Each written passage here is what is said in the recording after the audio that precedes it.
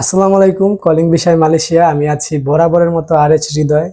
তো 31শে মে কিন্তু চলে গেল। তো অনেকের একটা কোশ্চেন সবসময় থাকছে আমার ভিডিওতে, আমাকে কল করলেই বলছেন ভাই যে মালয়েশিয়ার কলিং ভিসা কি খুলবেন আর কখনো, বা খোলা থাকবে? 31শে মে তো চলে গেল, এখন কি কলিং ভিসা খোলা থাকবে? সো সবাইকে কিন্তু আমি একটা কথা বারবার করে ক্লিয়ার করে কিন্তু বলে দিয়েছি, ভাই 31শে মের পর কিন্তু কলিং ভিসা বন্ধ। হ্যাঁ, এর মধ্যে অনেক নিউজ আছে।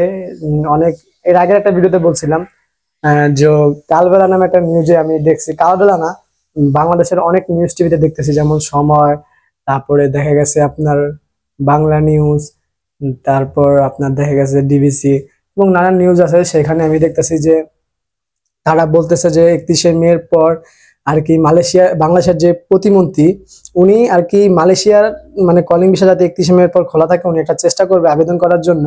সো এটা যদি পাস হয় তাহলে অবশ্যই তো আমরা জানবো। আর যেহেতু মালয়েশিয়াতে অনেক ইউটিউবার আছে আমার মতো ছোটখাটো, আমি ছোট একটা ইউটিউবার, এই কথাটা বলার একটা কারণ। সো কিছুদিন আগে আমাকে কেউ চিনতো না, আগামী 1 বছর আগেও আমি বাংলাদেশে ছিলাম। তো অনেকে জানতো না যে হৃদয় নামে একজন ভাই মালয়েশিয়াতে থাকে। বাট আমি যখন ইউটিউবে ঢুকলাম, তো কথা নিউজ বলার আগে কিছু আমার ব্যক্তিগত জীবনের কথা বলি। যারা কমেন্ট আমাকে গালাগালি করতেছেন, সো হেটার যারা, তাদেরকে বলি হ্যাঁ, আপনারা গালাগালি করতে থাকেন ভাই, বেশি বেশি করে গালাগালি করেন। একটা কথা কি, যখন মানুষকে আপনি হেট করবেন বা যখন মানুষকে আপনি ঘৃণা করবেন, একটা কথা কি, মানুষ উপরে উঠতে গেলে কিন্তু কেউ না কেউ কিছু বলে নিচে নামানোর চেষ্টা থাকে। আর যদি এটা বোঝার পর কেউ হাল ছেড়ে দেয় তাহলে সে বোকা, আর আমি এর মধ্যে পড়তে চাই না। তো অনেকে বলতেছে ভাই প্রবাসী কামলা, ফোনও বলে, ফোন দিয়ে আবার ফোন কেটে দেয়, এই কারণে হয়তো ইদানিং ফোনের অনেকের মানে SMS এর রিপ্লাই দেই না, কল রিসিভও করি না। একজন দুজন মানুষের কারণে কিন্তু অনেকের হেল্পও হচ্ছে না। সো যারা গালাগালি করতেছেন আমি তাদেরকে ব্যক্তিগতভাবে আমার একটা মন থেকে বলবো, হয়তো আপনার শিক্ষা সমস্যা আছে, বাট আপনার পারিবারিক শিক্ষা সমস্যা আছে, যার কারণে আপনি হয়তো আমাকে গালাগালি করতেছেন। ভাই আমি কোনো টিকটকার না, ফার্স্টেবল। আর টিকটকাররা কিন্তু খারাপ না, অনেক টিকটকাররা আছে যারা ভালো।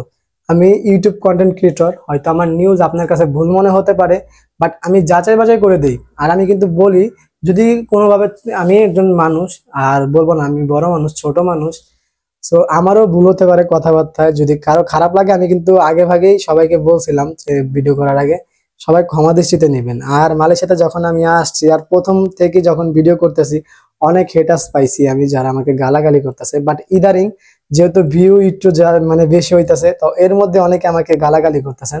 তো তাদের উদ্দেশ্যে একটা কথা বলবো ভাই, আপনার যদি ভালো না লাগে, আমি প্রত্যেকটা ভিডিওতেই বলি সব হেটার্সদেরকে আনসাবস্ক্রাইব করে দেন, কিন্তু গালাগালি করবেন না। আমার ফ্যামিলি আছে যারা আমার ভিডিওগুলো দেখে, তাদের কাছে খারাপ লাগে। আপনার গালাগালির কারণে বাসা থেকে অনেক কথা আসে যে ইউটিউবটা ছেড়ে দিই, কিন্তু আমার তো ভাই এখান থেকে যেতে ইচ্ছা করে না। যেহেতু ভালোবাসা পাইতেছি, মানুষের দোয়াও পাইতেছি, কেন যাব এখান থেকে?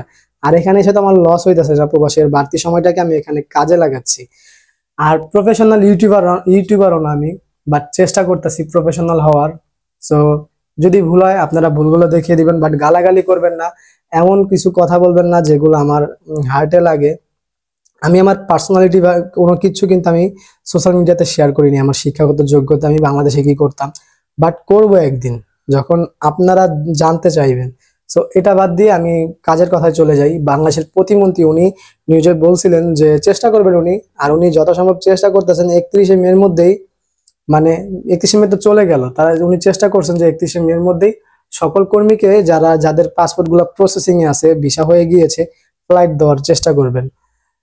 সো দিন শেষে একটা কথাই আমরা জানতে পারলাম, মালয়েশিয়ার কলিং ভিসা 31শে মের মধ্যে বন্ধ হয়ে গিয়েছে। যদি এরকম নিউজ আবার আসে যে খুলছে, বা এখান থেকে যেহেতু আমি আছি এখানের নিউজ গুলো আমি দেখি, তো যদি জানতে পারি অবশ্যই আমি আপনাদেরকে জানাবো।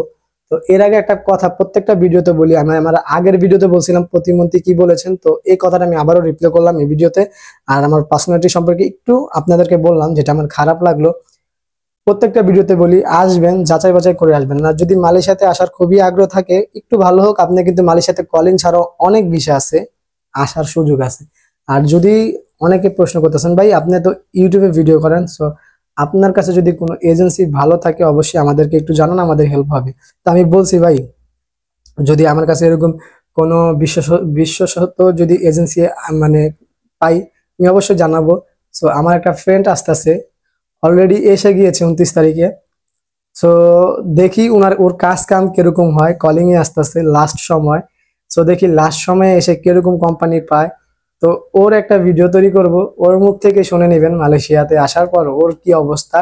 তারপর যদি ভালো লাগে আমি ওর এজেন্সির ইনফরমেশন আমি আমার এই ভিডিও নিচে দিয়ে দিব। অবশ্যই তাদের সাথে যোগাযোগ করতে পারেন। আর বাট এখন যেহেতু মালয়েশিয়ার ভিসা বন্ধ, তো আগের একটা ভিডিওতে বলছিলাম যদি কেউ আসতে চান পরবর্তীতে খুলবে, এমন না যে খুলবে না। মালয়েশিয়া জানেন বন্ধ হয়ে যায়, আবার হঠাৎ করেই খুলে দেয়, আবার হঠাৎ করেই বন্ধ হয়ে যায়। সো এজেন্সির সাথে কথা বলে একটা কথাই বলবো, পাসপোর্ট দিতে পারেন জমা, বাট ব্যালেন্স দিবেন না, টাকা দিবেন না।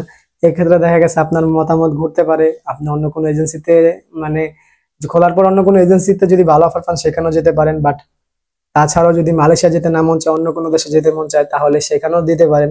এই জন্য সবাইকে বলবো টাকা দিয়ে লেনদেন করবেন না এখন, যেহেতু বন্ধ। শুধু পাসপোর্ট জমা দিয়ে একটা ট্রাই করতে পারেন। তো দিন শেষে একটা কথাই বলবো, যে যেখান থেকে এই ভিডিও দেখেন অবশ্যই ভালো থাকবেন আর সুস্থ থাকবেন। আর যারা মালয়েশিয়াতে থেকে আমার ভিডিও দেখেন অবশ্যই আমার জন্য দোয়া করবেন। আর যারা আমার ভিডিও দেখে উপকৃত হয়েছেন, মালয়েশিয়াতে আসছেন, যারা আমাকে ভালোবাসেন, অবশ্যই কমেন্টে বলবেন যে আমি ব্যক্তিগতভাবে মানুষটা কেমন, যে আপনাদের সাথে আপনারা আসার আগে পর্যন্ত আমার সাথে কন্ট্যাক্ট করার পর আমি কারোর সাথে ওইরকম কোনো ভুল নিউজ অথবা কোনো খারাপ ব্যবহার করছি কিনা। তো বলবেন, কমেন্টে জানাবেন। এক্ষেত্রে যারা আমাকে ঘৃণা করে তারা অবশ্যই জানতে পারবে যে আমি মানুষটা কেমন। আর বাংলাদেশ থেকে যারা ভালোবাসেন তাদেরকেও আমি ভালোবাসি খুবই, কারণ আপনাদের সাপোর্টের কারণে এই পর্যন্ত আসতে পারছি। তো দিন শেষে বলবো প্রবাসী ভাই আর আমার বাংলাদেশি ভাই সবাইকে আমি দিন মন থেকে ভালোবাসি। তো দেখা হবে নতুন কোনো ভিডিওতে নতুন কোনো সময়। সে পর্যন্ত সবাইকে অসংখ্য অসংখ্য ধন্যবাদ ফুল ভিডিও দেখার জন্য। তো আল্লাহ হাফেজ সবাইকে।